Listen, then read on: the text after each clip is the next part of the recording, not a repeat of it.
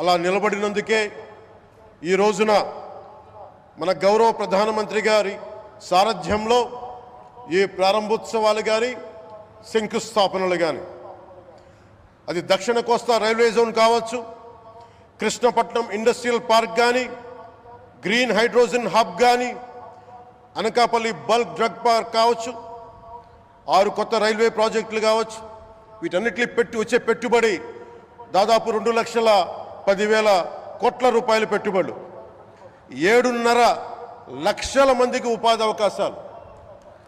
అవినీతితో కూరుకుపోయి ఉపాధి అవకాశాలు లేక, ఉద్యోగ అవకాశాలు లేక విలవిల్లాడుతున్న సమయంలో మీరు నిలబడ్డారు. అందుకే ఈ రోజున ఈ 2 లక్షల పైచిలుకు పెట్టుబడితో 7.5 లక్షల ఉపాధి అవకాశాలు లభించి మనందరికీ ఇచ్చినందుకు మనస్ఫూర్తిగా ప్రధానమంత్రి శ్రీ నరేంద్ర మోదీ గారికి చేతులెత్తి నమస్కరిస్తున్నాం. ఇవి కాకుండా కొత్త హైవేల నిర్మాణం, విస్తరణ, అలాగే అమరావతి రాజధానికి పెట్టుబడులు, పోలవరంకి నిధులు, 15th ఫైనాన్స్ కమిషన్ నిధులు కానీ, జల్ జీవన్ మిషన్ కోసం ప్రతి ఇంటికి నీరు, రక్షిత మంచినీరు రావాలి ఆయన ఆకాంక్ష, ఆయన ఆశయం. మన గంట కాదు 24 గంటలు రావాలని పడ్డ తపన ప్రధానమంత్రి గారిది. వీటన్నిటికీ చేయగలుగుతున్నాం, ముందు ప్రారంభించామంటే మీరు మా మీద పెట్టిన భరోసా, మా మీద పెట్టిన నమ్మకం, గౌరవ ప్రధానమంత్రి గారి మీద మీరు చూపించిన నమ్మకం. ఈ రోజున అది 2 లక్షల పైచిలకు పెట్టుబడులుగా ఇక్కడికి వచ్చింది.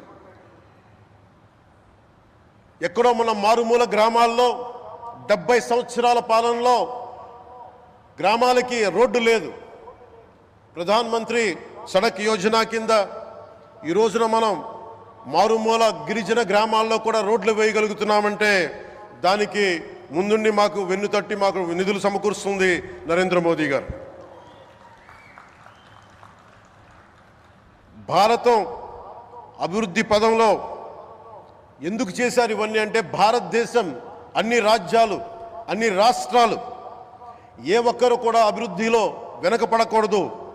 అది మనకి తెలంగాణ కావచ్చు, ఆంధ్రప్రదేశ్ కావచ్చు, ఆంధ్రప్రదేశ్లోని ఉత్తరాంధ్ర, రాయలసీమ, మనకి కోస్తాంధ్ర కావచ్చు, ఎక్కడా కూడా ఏ ప్రాంతం కూడా వెనుకపడకూడదు. అభివృద్ధిలో అందరికీ సమాన వాటా ఉండాలని చెప్పే ఈరోజు ఇన్ని పెట్టుబడులు.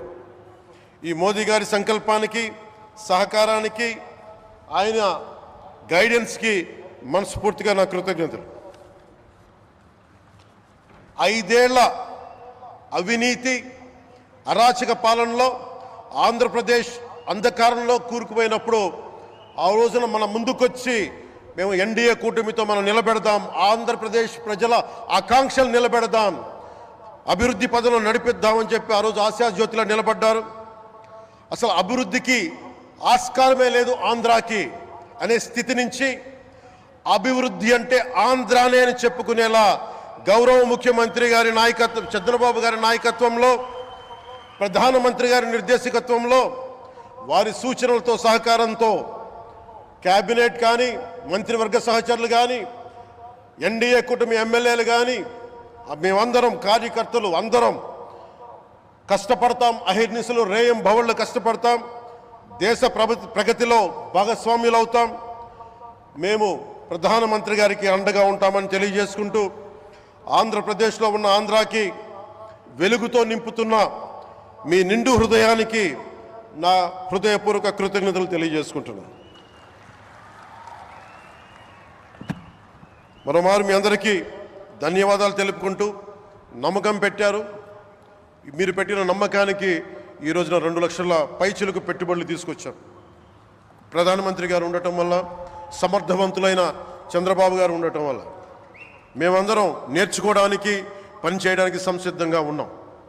సో మీరందరూ ఇదే సహకారం ఇవ్వాలని మనస్ఫూర్తిగా కోరుకుంటూ, ఆ భగవంతుడు, ఆ లక్ష్మీ నరసింహుడు ఈ దేశాన్ని మరింత ప్రగతి పదంలో నడిపించేలా గౌరవ ప్రధానమంత్రి శ్రీ నరేంద్ర మోదీ గారికి దీర్ఘాయుష్ ఇవ్వాలి, ఆరోగ్యం ఇవ్వాలని మనస్ఫూర్తిగా కోరుకుంటూ, ఆ లక్ష్మీ నరసింహుడిని వేడుకుంటూ సెలవు తీసుకున్నాను. జై భారత్, జై హింద్.